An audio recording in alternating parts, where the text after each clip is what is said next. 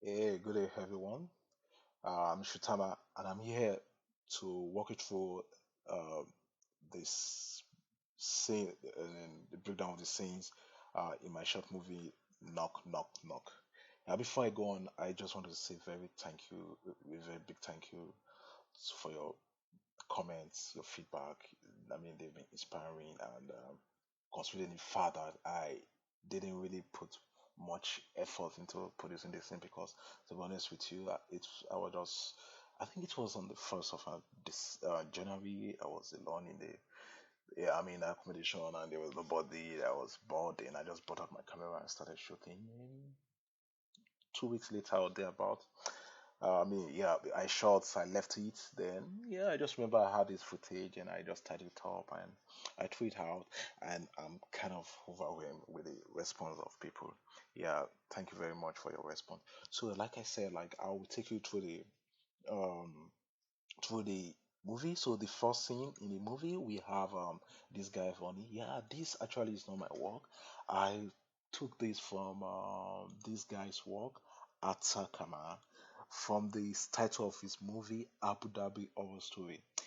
He actually inspired me to do something because he did this the same location.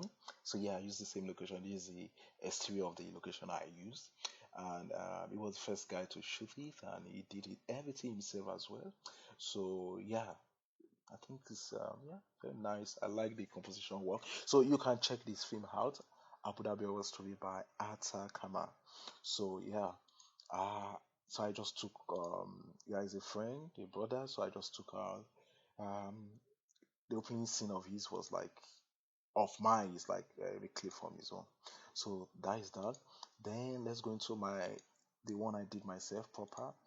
Now there's really nothing much here. This is just like um me lying down on the bed. So but what I would like you to take away from here is that if you compare this final scene, now this is the original this is the original the raw footage here.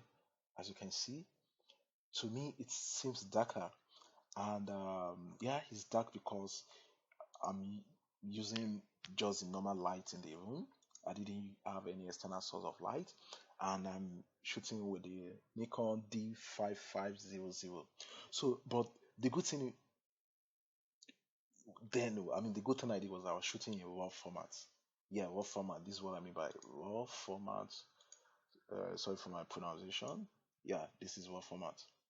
So you want to shoot your video in raw format because it gives you um, the flexibility of adjusting later in post production. So if there's anything you want to take away from this scene, always shoot in raw format because you can correct afterwards. Another thing I would like to say is that if you look at the original footage, it seems sharper.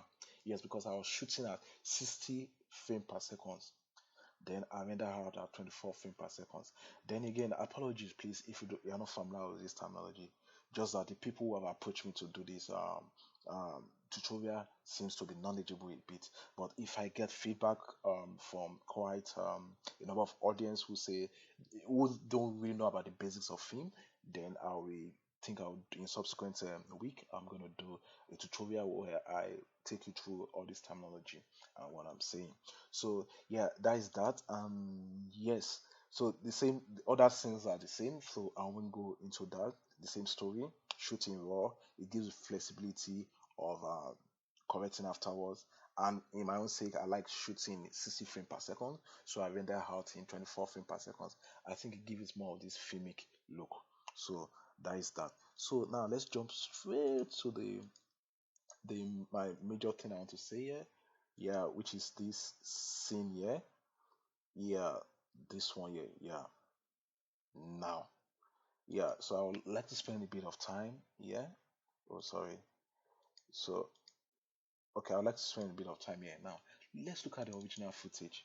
This is the original footage. Of course, like as you can see, there are no cats in the scene. Um, I mean, there's no cats in the scene. Sorry for that.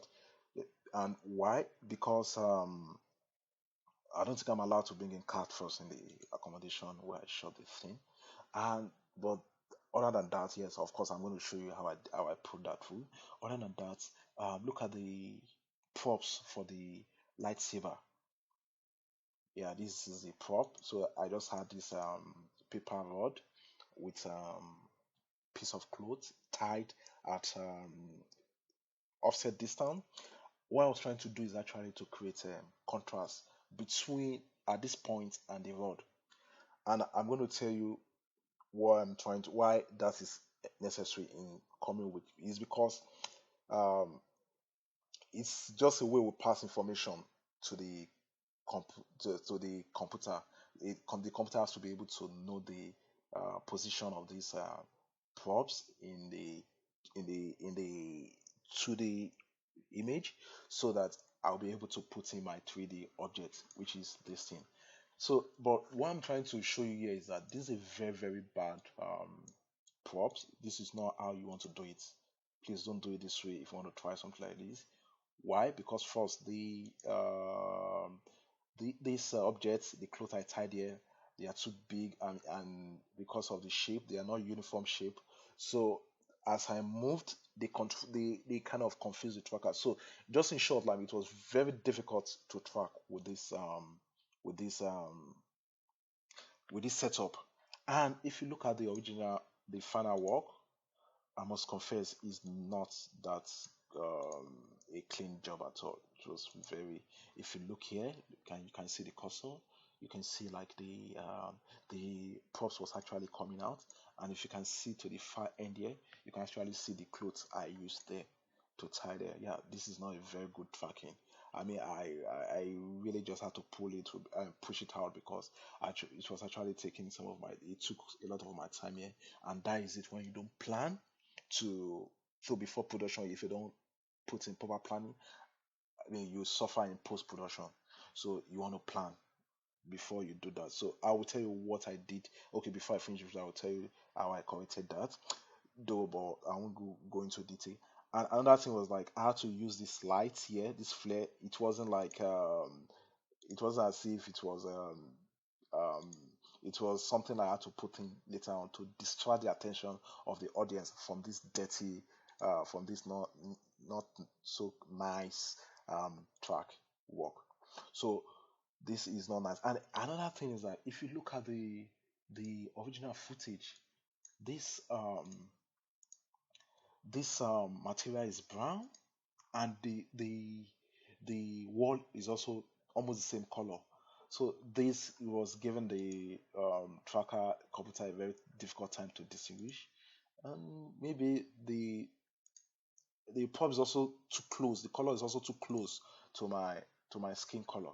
So this is actually bad. So, but the good thing was that I noticed earlier on, and I mean, I noticed early enough, and yeah, voila! Look at the replacement I had. This is perfect for me because I mean I so much love tracking when I change to this prop, because as you can see, look at the wall. There's a very good contrast between the wall and the props, and the contrast I the reason why I tied and clothes on the pieces of paper was because I needed contrast. So this contrast was already there. I think this was like a mopping stick. I just had to break it and something like that.